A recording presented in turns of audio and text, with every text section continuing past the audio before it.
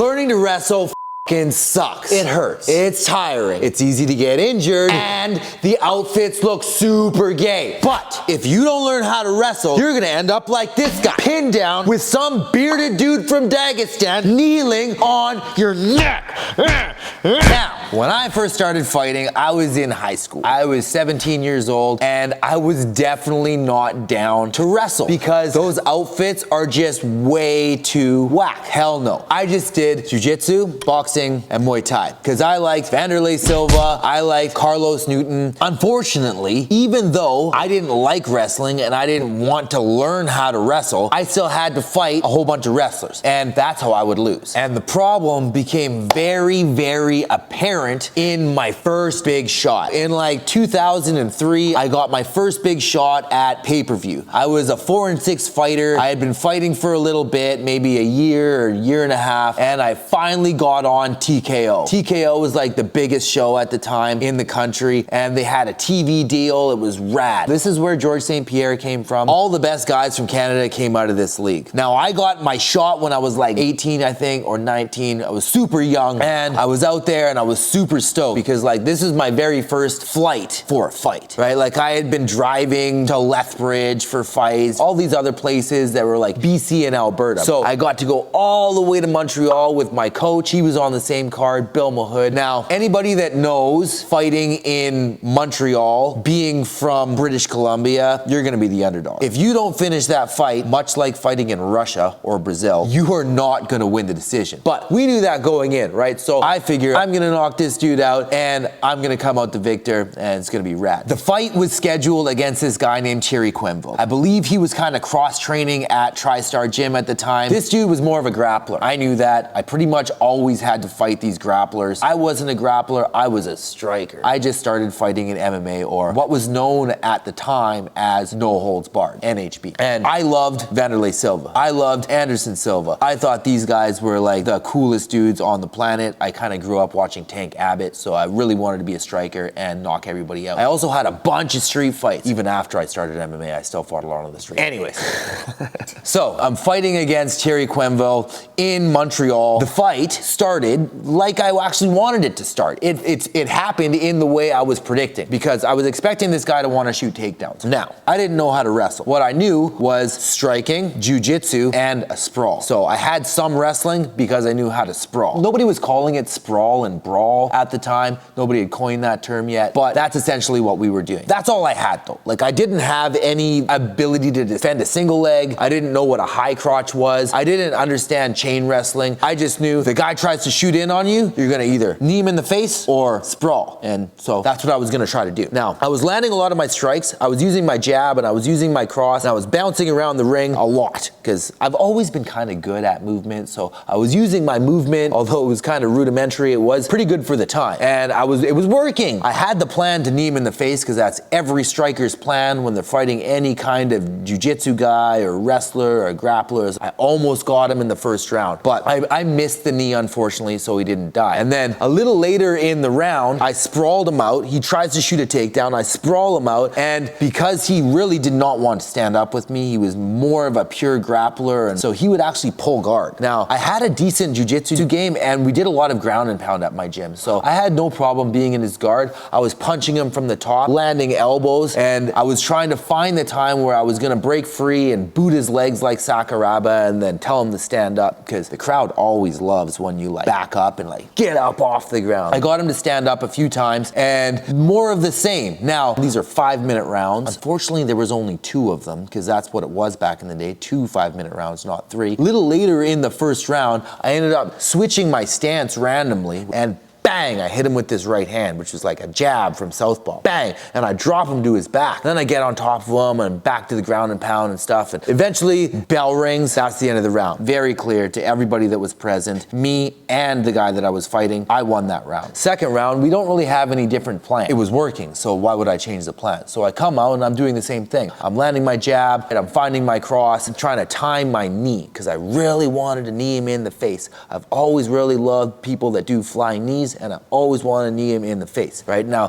there was one time that was just perfect, right? I like backed him up into the corner and I saw that he was kind of trapped. Beautiful thing about a ring is like there's way harder to move because there's these right angles, and I got him right into that corner, and then I was like at distance, and I see him react downwards like he wants to shoot. I'm like, oh, I'm gonna get you, buddy. And then and I threw the knee, but unfortunately, I was a little too close. So I kind of hit him with the thigh, and he just ended up catching it and double legging me. Now, at the time, I didn't really have the mentality of the scramble. I was too willing to accept a bottom position in order to stay safe by getting my guard. I was terrified of him taking me down and passing my guard, because then his ability to submit me was way higher. So when he shot, I kind of like didn't have time to sprawl because I was throwing the knee, so he got my hips, and then I was just like, oh, get my guard. Now I'm on my back in my guard. My tools of my guard were very limited. This is 2003, so the jiu-jitsu knowledge that we had in the northern Canadian bush town of Prince George is very, very small, okay?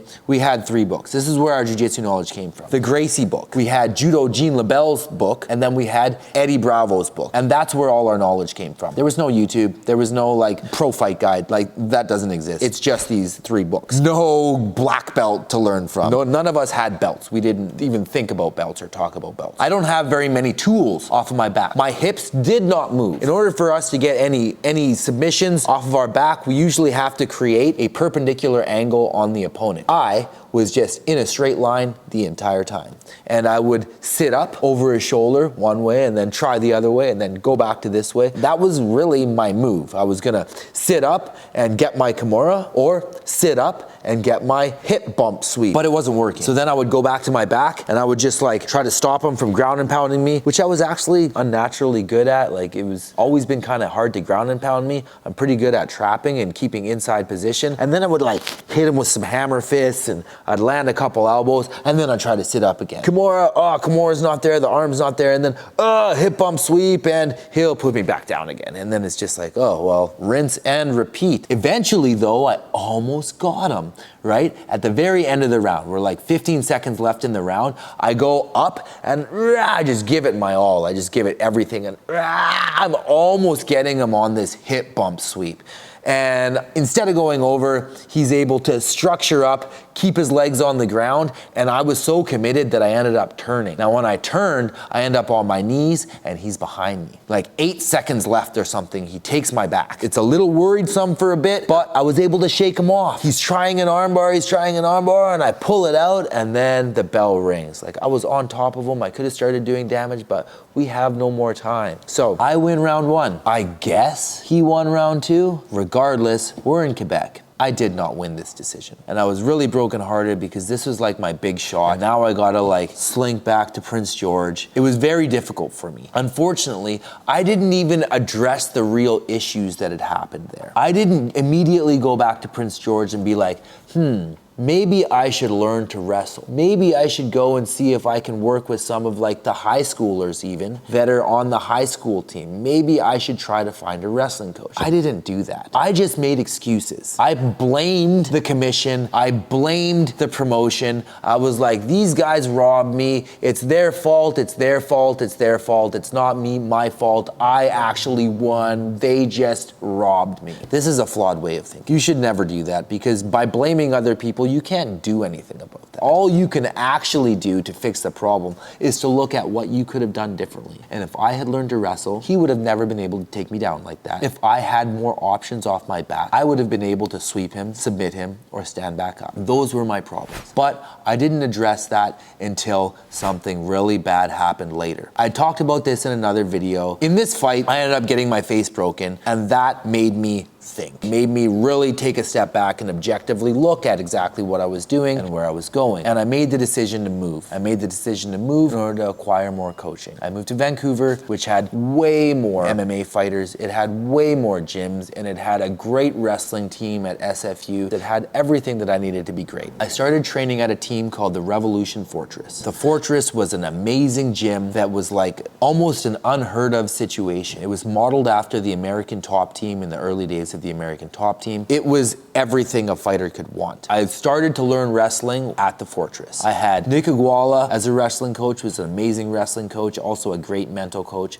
and I had Colin Dane. So I had a freestyle coach and I had a Greco coach, both incredible wrestlers and incredible coaches. So I got great wrestling. Now at one point that gym was no longer. So I left Vancouver and I went to Montreal for a camp. Now, the camp that I went there for was against this guy named Richie Whitson. Richie Hellboy Whitson was one of my biggest tests pre-UFC and was actually the last fight that I ever had before going on The Ultimate Fighter. He was, I think, 12-1, and at the time I believe I was 19-10 or something like that. I had a whole bunch of fights, but my early record was still around, was still with me, so I had a whole bunch of losses on that record. So I was the underdog going into this fight. I went to Montreal for 2 weeks before, and I got some amazing coaching from Firas Zahabi, right? So I had these amazing coaches that had taught me these amazing techniques. Now, everybody thought I was gonna lose. I was the underdog, but I knew I was gonna win. Now, it was a really, really fun fight for me. I come out and I had this wicked song, Give It To Ya by Rick Ross. I always loved walkouts, so I'm like dancing in my walkout and just feeling the groove, right? I'm just like in my zone. I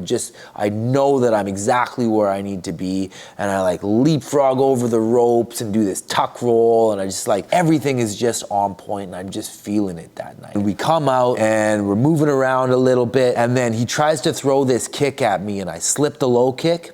I knew he was gonna low kick. We'd been studying him. So I slipped a low kick and right, I hit him with this burst, right? It's like a blitzy type burst, bah, bah, bah, bah, bah, bah, bah, bah, and bang with the head kick. The head kick didn't land, but bang, bang, I come back with this one-footed right hand and left hook. Those of you that have been following me saw me knock out Martins with a kick punch, right? This was another kick punch. I've been using the kick punch most of my careers, where all my big knockouts came out off of this one shot. He tries to catch my kick this time. I had learned all this wrestling already, so it wasn't just like, oh no, he's got my leg, I'm gonna jump to my back and make sure I get my guard so he can't pass it. Like, I limp leg out of this thing and I'm gone. Now I go and I chop the leg. When I chopped the leg, he was able to catch that and shoot a double. Again, I'm not going to my back. I'm gonna make this wrestling fight very, very, very difficult for the wrestler, because if you wanna get me down, it's gonna take a crazy amount of work. And then by the time you get me down, you're gonna wish you did it, because I got worse plans for you once we get there. So I'm like using this weird lat grip that Frank Mensed showed me to defend, and I've got the leg whizzer in and then still on my leg or the body lock or something, and I reach over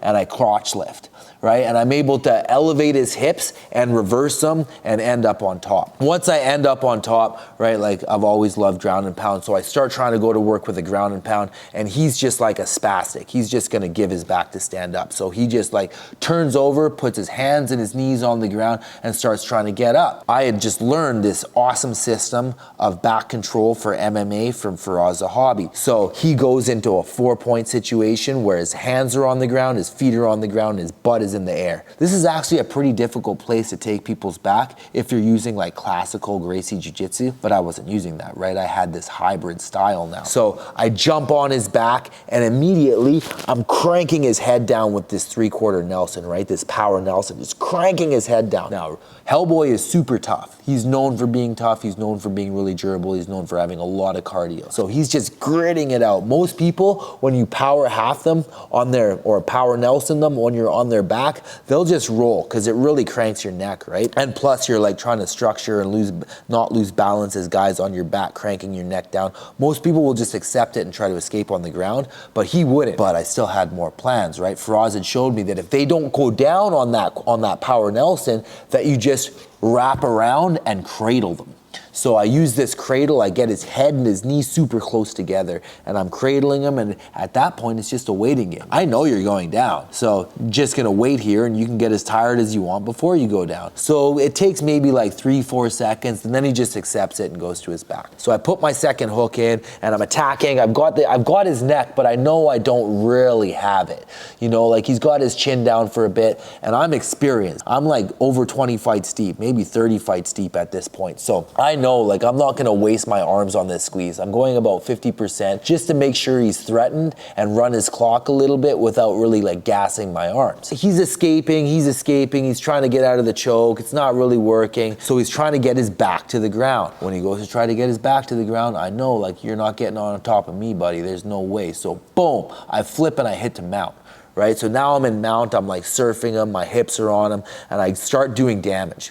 As soon as I start doing damage, he's gonna give up his back again. And that's exactly what he does. He goes and he turns over. Most people, they turn over and then they pop up to that 4-point position. I didn't want that to happen. So I made sure as soon as he turned over and he started to structure up and start to get up, I hit double underhooks and I pulled him flat again. So I flattened him out. And then bam, back to the damage again. Bam, bam, bam. And he turns again. And then I keep going to the damage. This is a system that I've used many times to beat many people. I'll probably put it on YouTube at some point. Hit the comments and say spit roast, because that's what I call this, you know, like make the person just turn underneath you while you cook them, right? So you do damage and stay on top while they just spin. And then right away, sink it under, and I know this is it, so I'm putting everything into it, right? Just like,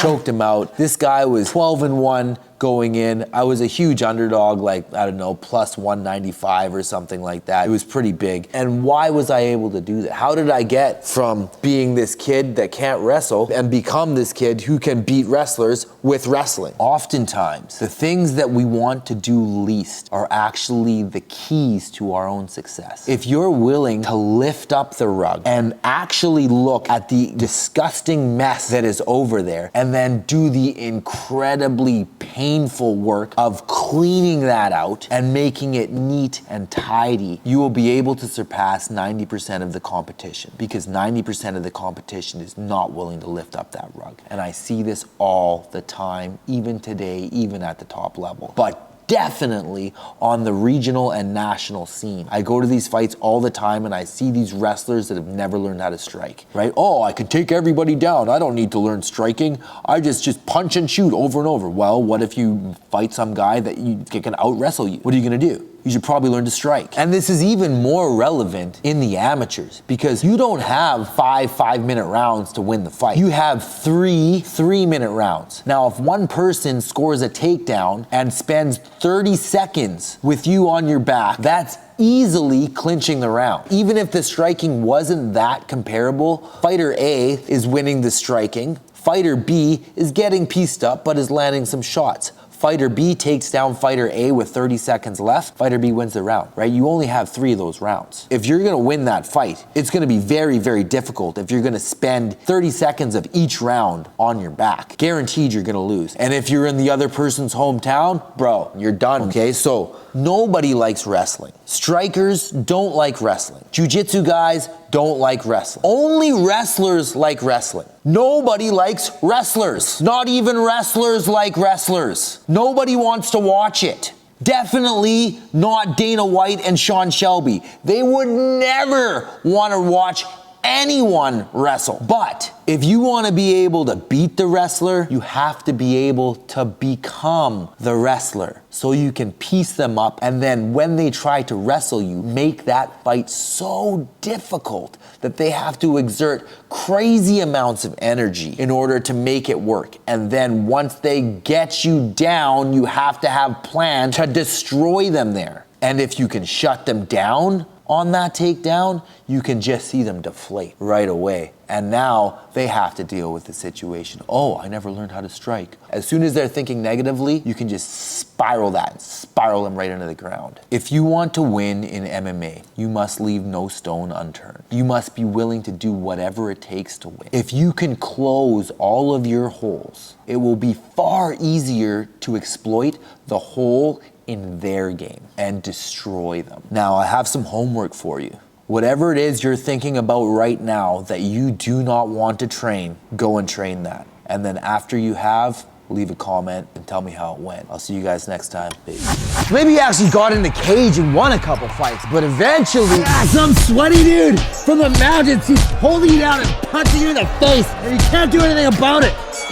You absolutely suck. Defend the takedown. Your mama's watching this. And then even if you do survive, he's just gonna do it again and again and again.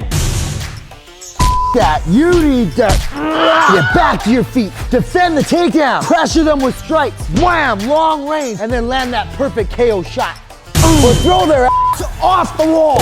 And then, if they still won't leave you alone, make sure they never come back.